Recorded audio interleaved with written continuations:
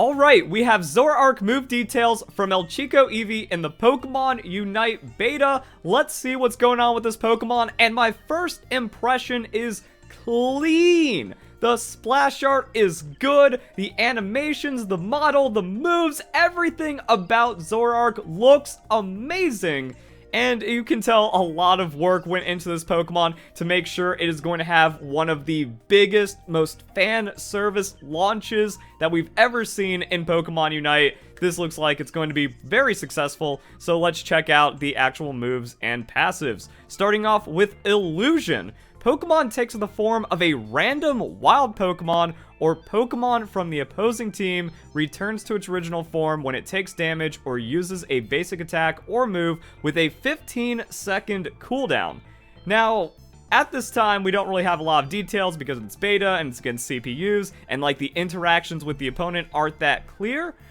So a lot of people are down on this ability, and I don't really think a lot of it matters, but I'm also seeing a lot of really just idiot takes. People are like, well, all they have to do is read your nameplate. It's not how these abilities and kind of interactions work. Also, I'd assume that they changed the level to your allied Pokemon to where it just kind of interacts like it's an allied Pokemon. The biggest question that I haven't seen anyone ask is, can you sure hit them or auto attack target them? Now, we're not even talking about the attack wheel at this point, but I mean, like, if you have that illusion up and then the opponent just can't hit you unless it's with a skill shot, in which case it's burning cooldowns, then that's actually really strong. But even if it isn't, I'm seeing a lot of people like really just down on this because like, well, it's random, and oh, anyone with awareness is going to know that it's Zoroark, or even in coordinated play, it's a completely useless ability. All of that's wrong. We've all been 100% certain of a Shea clone and then getting deceived by it. So, same thing with like LeBlanc or any kind of like clone or weird interactions. Like, you will get jebaited. Will it happen once a game? If you're playing Zoroark properly, it should happen at least once a game. Also, like, even though it's random, I think this could be really interesting from the jungle. That depending on what Pokemon you change into, that's going to influence your gank patterns. And then if you get really creative about that, you know, turn a pseudo invade and just kind of showing up in lane, in the chaos of a fight, if something just kind of goes weird, or if the opponent's not paying attention too much, even in, again, coordinated play, unless they're just 5-man death ball all within like the same, you know, arm's length of each other, Zoroark's probably going to find a way to deceive someone, and that's going to be pretty interesting. And even in 5-man team play, there's going to have to be the question asked, hey, is that Zoroark? And in that time, even a quick call out, is that Zoroark?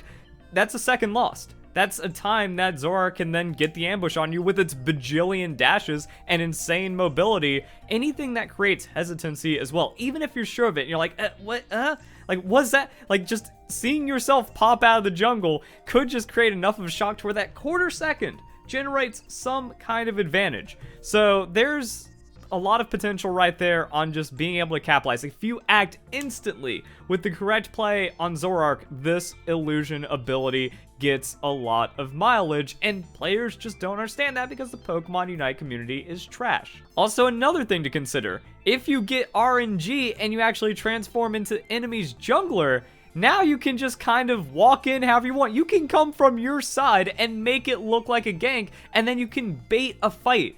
In solo queue, that's going to be maybe the most devastating way of using Zoroark, but again, in coordinated play, unless it's like, I'm ganking top, and then you see your jungle come bot, it's still going to be kind of confusing. Like, what's going to happen is a lot of mental attacks, because at any point, a Zoroark can wander out of the jungle, and you need to have, like, insane communication. And the top teams don't have this, like, 100% communication uptime that will negate the effects of Zoroark. But I'm thinking about, like, the Giga Galaxy Brain stuff for the wild Pokemon. Because, like, wild Pokemon will leash in kind of weird ways. Now, I don't think, like, you take the camp... Well, actually, yeah, the thing is, if you take the camp, you're breaking the illusion. So, it's going to be one of those things on, like, do you just randomly turn into an Indeedee, and then you sit where an Indeedee was, and then try to ambush someone? Probably not. But what I'm saying is, like, you try to look like a wild Pokemon. Now, you follow them a little bit to where it looks like, oh, maybe an enemy attacked this and backed off, or maybe you run away, or you walk away from them in a way that makes it look like, oh, an enemy is leashing this, and then you just turn around and slap them out. So I think there's, like, some interesting stuff that could happen there, and either way, like, Zoroark is looking very strong on the rest of its abilities, so let's get into that. Name of the game, Hypermobility, even starting off as Zorua, because you get 3 dashes at level 3. Slash, user dashes in the designated direction, dealing damage to opposing Pokemon, 5.5 second cooldown. It doesn't do a lot of damage. You know, it kind of looks like Branch Poke, but it doesn't have the healing effect, and it doesn't have, like, the tank bonus damage to wild Pokemon interaction. So, yeah, 280 on Lillipup at level 3. We don't have the exact numbers. All this could be subject to change, but even though it doesn't seem... like, the beta test doesn't really look like it does much for balance, considering how Mr. Mime launched and some of the other things we've seen. Really, the only change with Dodrio is that it didn't individually stack on its passive, and that could have just been like a testing or like a development oversight or something. So either way, Slash, not looking very strong for the secure, but adds to dueling potential by having a dash. And then we have Fury Swipes. Has the user dash in the designated direction, dealing damage to the opposing Pokemon. If this move hits an opposing Pokemon for a short time, it can be used again. So you Slash, Fury Swipes, it's, you got some mobility, and Fury Swipes damage looking good. 351 isn't crazy, again, for, like, Giga Execute damage, especially if you're going up against a Mr. Mime, or trying to contest against, like, Lucario or something, but your dueling power does go up with this, and... yeah, I'm trying to think, like, you go Slash, Fury Swipes, with some autos being weaved in. I think the biggest thing about this Pokemon, just Zoroark in general, is that you're going to have to, like, auto attack, animation cancel perfectly into ability usage, kind of like Riven, to make sure you're getting the highest DPS and mobility possible. But if you go like Slash, Fury Swipes, Slash cooldown's probably coming close, especially for like Jungle, Blue Buff, maybe CDR runes. Maybe, I don't know, like crit interactions are weird, but crit runes are nerfed. So it's gonna be interesting to see how this ends up playing out, but a lot of like, just craziness going on with this Pokemon. And then we have the upgrade for Slash, and that's going to be Shadow Claw or Cut. So at this time, we only have gameplay for the Shadow Claw. And Shadow Claw, it looks like the first hit of Garchomp's Dragon Claw. You know, little bit of mobility, little bit of disruption. We can see here that the damage is going to be 793 on like Greedent, but... you know, it's got like a little bit of damage, a little bit more than an auto attack kind of baked in while ahead. So has user dash in designated direction, dealing damage to the opposing Pokemon, leaving them unable to act for a short time. If this hits at the end point of the dash, the Pokemon will be thrown instead of left unable to act. So again, a nice little throw, a little bit of crowd control, interruption, and then upgrade increases the length of time the opposing Pokemon are thrown. So it's mostly, again, just kind of like combo weaving, to where you auto attack into the Shadow Claw, and you can see the damage stacking is pretty good, and then you use that into your other mobility. But there's also Cut, has user dash in designated direction, dealing damage and restoring user's hit points. I like it. It's simple, it's basic, 5-second cooldown. Like, yeah, you just kind of throw that out there again inside of your abilities, and depending on like the heal, it might be worth it. So this is where you can see that like Zoroark plays, especially if you watch the gameplay, in between Absol and Zeraora. That you have like this crazy mobile, jumping around, dashy, almost assassin feeling kind of Pokemon, but it's not as durable as Zeraora because of the healing. God, saying Zeraora and Zoroark, that can trip someone up. But yeah, you don't have like the healing, you don't have the shields, you don't have like as much just in there kind of dueling power, but at the same time, Zeraora can come off as very frail, Absol is very frail, and it seems like Zoroark is going to be one of the most delicate substances known to man. That's because when you get into the other abilities, now this is 200 years territory because it's a whole paragraph. Night Slash, for a short time, changes the user's normal movement to dash attacks. After performing a dash attack, user's next basic attack changes to a special basic attack. During this move's effect duration, whenever the user hits opposing Pokemon with other moves or special basic attacks, the move's effect duration increases and the user is able to use Night Slash again. This move's effect duration ends if the user moves when it's unable to use Night Slash. During this move's effect duration, if the user hits the opposing Pokemon with a total of 6 moves or special basic attacks, user will jump into the air while landing, slash a set area of effect, dealing damage to the opposing Pokemon. User recovers hit points if the opposing Pokemon hit with the slash attack while jumping. User is able to use Shadow Claw or Cut to move to a set distance. Okay. Just going off the gameplay, It's like Lucario extreme speed, but crazier. Sometimes Chico Eevee gets it, sometimes he doesn't. But if you get that 6th hit slash animation, you are rewarded with the best dopamine the game has to offer, with an incredible animation. I don't care about the damage. I don't care about the effect. That X slash is one of the coolest things I've ever seen in a game. Again, all out on the fan service for the Zorark. And then you get like a little bit of interactions like Aatrox has, to where you get your micro dash while channeling this like big jump up slash attack to land inside of the Pike X. This Pokemon has all kinds of overloaded shenanigans going on in it. So yeah, like, the whole thing about if you move when unable to use Night Slash, it ends the effect duration. So, like, you have to hit the Night Slash and then the auto attack, and if you don't, it just drops, and then you're out for 5 seconds or 6 seconds, and then upgrade is reducing it to 5 seconds. So, you're kind of going to live and die by this, and it's going to play a little different than the extreme speed resetting, but it's kind of the same idea, where if like you master the technique, you get like the coolest, craziest pop-off ever. If you miss one attack, then it's just GG, and it seems like if you get a hindrance as well, it's going to stop a lot of that. I'm wondering what's going to be better with this, like cut to get a little bit of dash, get that damage extension, get the effect extension as well, some healing to then combo off into a team. Or you're just going to be so fragile, it's going to be very hard to pull off in fights, and then you just become Absol. Like, the Pokemon looks really cool against bots in beta server gameplay.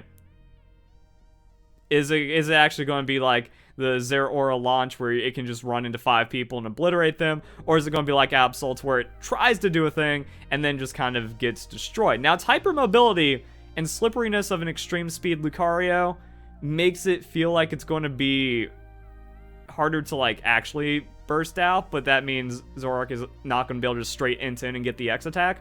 So yeah, we're going to need some time. This Pokemon's going to take like a lot of hands-on, even if you've watched gameplay, even if like you're looking up guides and stuff, you're still going to have to put a lot of time on Zorark to get the feel for how the Pokemon is supposed to interact with how overloaded this kit is on just a million billion dashes.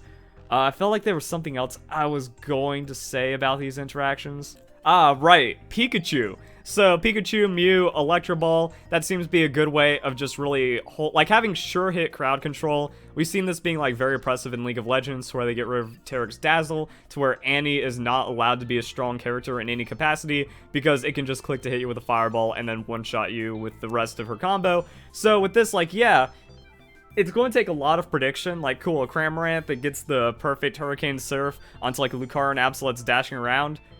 Not 100% reliable, even at, like, the highest level of play, but still, like, completely ends that Pokemon and what it's trying to do.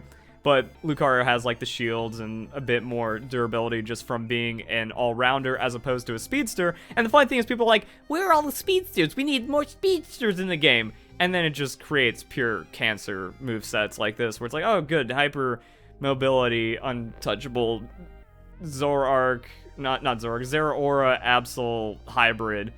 No, we could just go without more speedsters in the game, to be honest.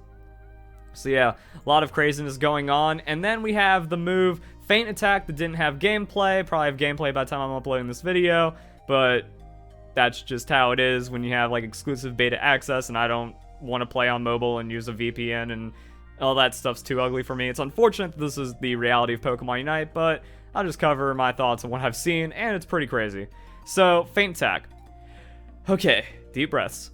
Has the user dash in designated direction, dealing damage to opposing Pokemon, reducing all the user's move cooldowns. If the move hits opposing Pokemon for a short time, the location where the dash started is marked high Z. Then the user is able to use this move again. If this move is used again, the user dashes back to the marked location, dealing damage to the opposing Pokemon. It also leaves a new mark where it started that dash. As long as there is a mark, if the user uses another move, the mark will move to where the move was used. If the user hits an opposing Pokemon 4 times with either Feint Attack or other moves without interrupting the chain of marking, the next move of Feint Attack changes. It is changed to the form of Feint Attack, where the user leaps at the designated opposing Pokemon and deals damage before landing in the designated direction. What the hell did I just read?